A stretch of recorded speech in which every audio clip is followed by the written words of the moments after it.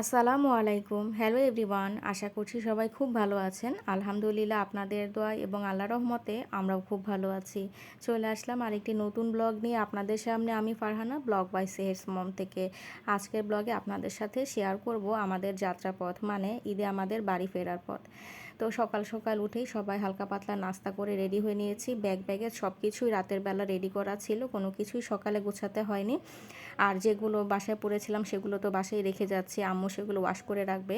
শুধু গোছানো ব্যাগটা নিয়ে এখন বের হয়ে যাব। একটা চার্জার ফ্যানও সাথে নিয়ে নিচ্ছি ইমার্জেন্সির জন্য, কারণ বৃষ্টি বাদলের দিন বলা যায় না, একটু ঝড় ছাড়লেই বাড়িতে কারেন্ট থাকবে না, আর তখন আমার মেয়ে খুব বিরক্ত করবে। তো ধীরে ধীরে তার নানা ভাই, তার নানু, সবার থেকে আমার মেয়ে বিদায় নিয়ে নিল। তারপর আমরা বের হব। আসলে এত বছর হয়ে গেছে বিয়ের, কিন্তু এখনও যখনই আমার বাবার বাসা থেকে শ্বশুরবাড়ির দিকে যাই, অদ্ভুত একটা অনুভূতি কাজ করে। মানে কেমন যেন একটা শূন্যতা অনুভব করি, জানি না কেন। আবার ওখানে যাওয়ার পরে ভালো লাগে, সবার সাথে যখন দেখা হয়, সবাই আসে, ওইখানের অনুভূতিটা অন্যরকম। আসলে বলে না যে জন্মস্থানের মায়া কখনোই কাটানো যায় না, সেটা বয়স যতই হোক না কেন। তো সবার থেকে বিদায় নিয়ে রওনা হয়ে গেছি। আব্বু তো আসতে পারবে না, সে তো অসুস্থ। আম্মু, আমার ফুপ্পি সবাই আমাদেরকে রাস্তায় আগিয়ে দেওয়ার জন্য আসলো। এখানে সিএনজি রেডি ছিল, আগে থেকেই ঠিক করে রেখেছিলাম। বাসা থেকে রওনা হয়েছি আমি, আমার মেয়ে আর আমার দেবর। এছাড়াও আমাদের সাথে যাচ্ছে আপু আর আমার বড় ভাগ্নে। ওরা বাসা থেকে রওনা হবে, ওরা ডিরেক্টলি কাউন্টারে আসবে, আমরা ওইখান থেকে কাউন্টারে যাচ্ছি। তো ওখান থেকে আমরা একসাথে রওনা হব, আমাদের আগে থেকে টিকিট কাটা আছে।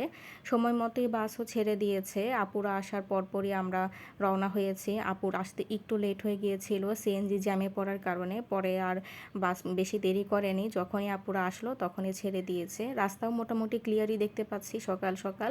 আর ওয়েদার একটু মেঘলা থাকলেও তখনও বৃষ্টি ছিল না। আশা করছি যদি সারাটা রাস্তা এরকম থাকে তাহলে বাড়ি পৌঁছাতে কষ্ট হবে না। যাওয়ার পথে এরকম মাঝে মাঝে মাঝে দেখতে পাচ্ছিলাম ছোট বড় মাঝারি বিভিন্ন সাইজের ট্রাকে করে কোরবানির পশু নিয়ে যাওয়া হচ্ছিল হাটের উদ্দেশ্যে। এখানেও একটা হাট পেয়ে গেলাম, কিছুক্ষণ দাঁড়িয়েছিল আমাদের একজন প্যাসেঞ্জারের জন্য। তো ওখানেও দেখতে পেয়েছি, কিন্তু ভিতরে কীরকম সেটা আর দেখা যায়নি। আরেকটু সামনে আগানোর পর আরেকটা হাট দেখতে পেলাম, এটা অবশ্য একেবারে রাস্তার সাথে হওয়ার কারণে আমরা গাড়িতে বসেই দেখতে পাচ্ছিলাম। আমার বাস্তবে কখনোই গরুর হাটে যাওয়ার কোনো অভিজ্ঞতা নেই, এই রাস্তাঘাটের পাশ থেকে যতটুকু দেখি এই আর কি। তো অবশেষে আমরা ঢাকার জ্যাম ঠেলে কেরানীগঞ্জের যে ব্রিজটা সেটা পার হয়ে যাচ্ছি। এটাতে ওঠার পরই অন্যরকম একটা শান্তি লাগে, যে এই তো ঢাকার জ্যাম সব কিছু থেকে মুক্তি পেলাম। সামনে শুধুই যাত্রা আর যাত্রা, কোনো বিরতি নেই। এক টানে আমরা চলে যাব এখন বাড়ির উদ্দেশ্যে। তো এই জায়গাগুলো যখন শুরু হয় এত ভালো লাগে। কেরানীগঞ্জ বা নারায়ণগঞ্জের এই পোর্শনটা, এখানটা কিন্তু চারিদিক প্রচণ্ড সবুজ আর সবুজ, তাকিয়ে থাকতে খুবই ভালো লাগে। তো আমার মেয়ে ছিল জানালার সাইডে, আমি ছিলাম অপর সাইডে। তো ওইখান থেকে ভিডিও করা যাচ্ছিল না, তাই ওকে মাঝখানে দিয়ে আমি আবার সাইডে চলে আসলাম। কিন্তু আমাদের জানালাটা পুরোপুরি খোলা যায় না, যেহেতু মাঝখানে পড়েছে, তাই আপনাদেরকে ভিডিও দেখাতে একটু সমস্যা হচ্ছে। আমরা কিন্তু টোল প্লাজার কাছাকাছি চলে আসছি। এখান থেকে টোল দিয়ে তারপর আমাদেরকে এখন সামনে আগাতে হচ্ছে পদ্মা ব্রিজের উদ্দেশ্যে। পদ্মা সেতু হওয়ার কারণে আমরা যে কতটা ভোগান্তি থেকে মুক্তি পেয়েছি সেটা বলে বোঝানোর মতো না। আগে যখন ফেরি ছিল তখন তো অনেক অনেক ভোগান্তি ছিল, ফেরিতে ওঠার একটা সিরিয়াল, সেটার মতো বড় ভোগান্তি আমার মনে হয় আমাদের মতো যারা এদিকে যাত্রা করেন তাদের কাছে আর কিছুই না। তো ওখানে যাওয়ার পরে কাছাকাছি যখন ভাঙার দিকে আমরা পৌঁছাবো, তখন ঠিক এরকম ছোট্ট ছোট্ট বাড়ি দেখতে পাবেন টিনের, কিন্তু এত সুন্দর বাড়িগুলো, মনে হবে যেন পাকা বাড়ি এর তুলনায় কিছুই না। তো ধীরে ধীরে সন্ধ্যা হতে শুরু করেছিল। এদিকে দেখলাম আস্তে আস্তে পদ্মা ব্রিজের কাছাকাছি যে এরিয়া এক্সপ্রেসওয়ে, সেখান থেকে লাইট জ্বালাতে শুরু করেছে। আর এদিকের প্রশাসনিক যে ভবনগুলো, সরকারি ভবন আর কি, সেগুলো দেখতে খুব সুন্দর লাগছিল। ডেকোরেশনগুলো খুবই ছিমছাম, নিট অ্যান্ড ক্লিন, এবং কোনো রকম কোনো গ্যাঞ্জাম নেই। তো এই সাইড থেকে আসার পরে আমরা কিন্তু পদ্মা ব্রিজের যে মেইন টোল প্লাজা সেখানেও চলে আসছি। এখান থেকে টোল দিয়েই আমরা বের হয়ে যাব, মানে সামনে আগাবো আমরা পদ্মা ব্রিজের উদ্দেশ্যে। তো যেহেতু ঈদের সিজন, গাড়ির একটু চাপ থাকবে, তাই কিছুটা সিরিয়ালে পড়তে হয়েছিল। তারপরও ব্যাপার না, খুব তাড়াতাড়ি ছাড়া পেয়ে গিয়েছি। এরপর আমরা উঠে গেছি পদ্মা সেতুতে। এখানে ওঠার পরে যে কি ভালো লাগে। কিছু কিছু জায়গায় কিন্তু আপনার এক্সপ্রেসওয়ের মতো এরকম ছোট ছোট কিছু ব্রিজ পড়বে, আবার কিছু সার্ভিস লেন পড়বে, মানে মনে হবে এই শুরু হচ্ছে, আবার দেখবেন যে অন্য একটা ব্রিজ চলে আসছে, এরকম আর কি। তো ওপর সাইডটা থেকে চলে গেছে অন্যদিকে ট্রেনের যে লাইনটা, আর আমাদের যে রাস্তার পথটা সেটা হচ্ছে অপোজিট সাইড থেকে। তো আমরা ব্রিজে উঠেছি, সামনে দেখতে পাবেন কত বিশাল নদী। আর এখন তো বর্ষাকাল, প্রচণ্ড পরিমাণ পানিতে একদম থই থই করে। অন্য সময় যখন আমরা শীতে যাই তখন দেখা যায় শুধু চর আর চর, দেখে আপনি অনেকটুকু যাওয়ার পরে বুঝতেই পারবেন না যে এটা কি আসলেই নদী নাকি কোনো মাঠের উপর দিয়ে যাচ্ছি।